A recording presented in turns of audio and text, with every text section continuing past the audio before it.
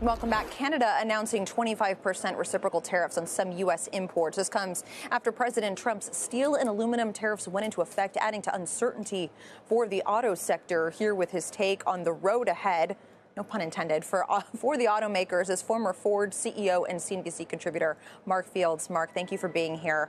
So there are a lot of different ways that the expected tariffs will impact the auto industry. Can you just help level set for us where we are right now and how it's impacting corporate decision making in the sector? Well, Leslie, right now, in every boardroom, in every automaker, any investment decisions that are on the table, they're taking a timeout because there's no clarity. Usually, when you're making an investment, you have a set of assumptions, economic assumptions, cost assumptions. And right now, those assumptions are worthless given the changes. When you look at what's happened, just in the last week in terms of tariffs going on or tariffs being delayed, it's a bit like playing whack-a-mole with a blindfold on.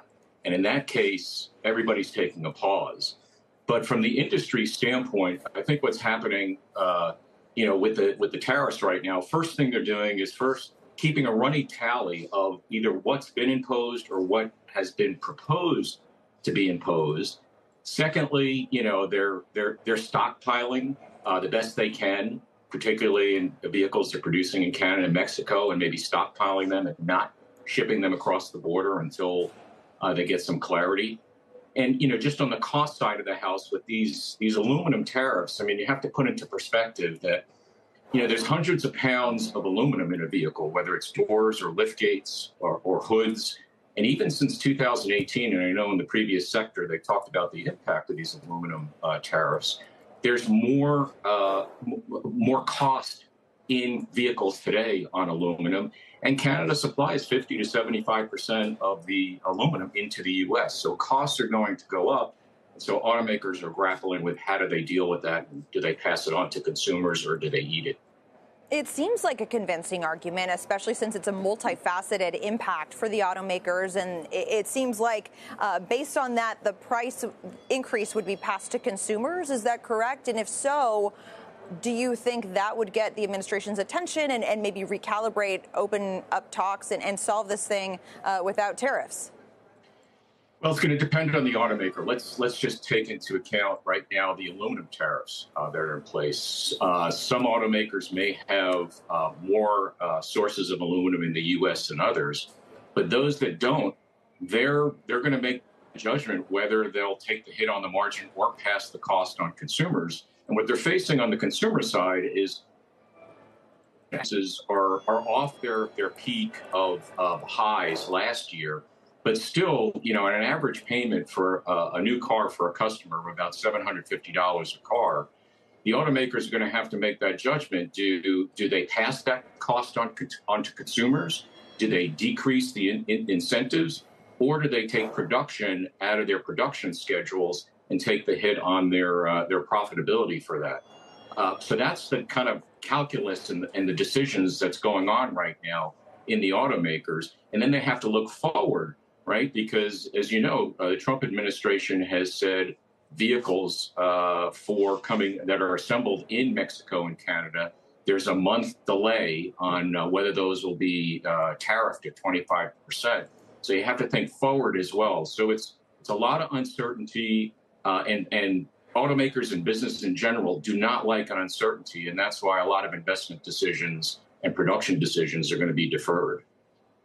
Mark, presumably the industry is trying to plead its case on some level here with the administration. What do you think they may specifically, in terms of tangible steps, be asking for? Is there a way to exempt, intermediate goods as they go back and forth across the border as part of the manufacturing process, or is there some other way that they might be trying to preserve a little bit of their economics? Yeah, I think there's a couple of things going on. Let's take the aluminum tariffs right now. With Trump's, the administration's strategy of trying to bring jobs back to the U.S., to build an aluminum smelting plant in the U.S. Is going to take years. And, David, these plants are 3 or 4 football fields long.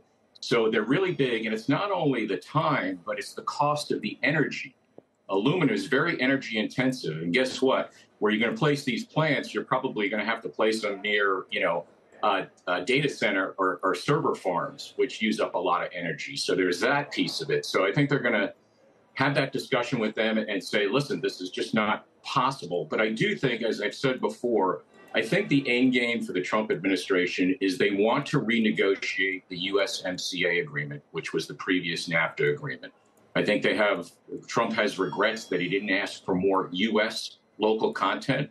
So I think the automakers are going in there and saying, listen, let's tackle that trade agreement and give us a glide path in terms of a timeline to bring some specific components or assembly jobs back to the U.S., but you have to give us some time, because without that, it's just basically going to destroy the financials of the automakers in the U.S. and make them even more uncompetitive globally.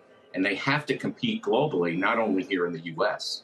Mark, really quick, what happens if in 4 years there's a complete reversal in tariff policy? Then what?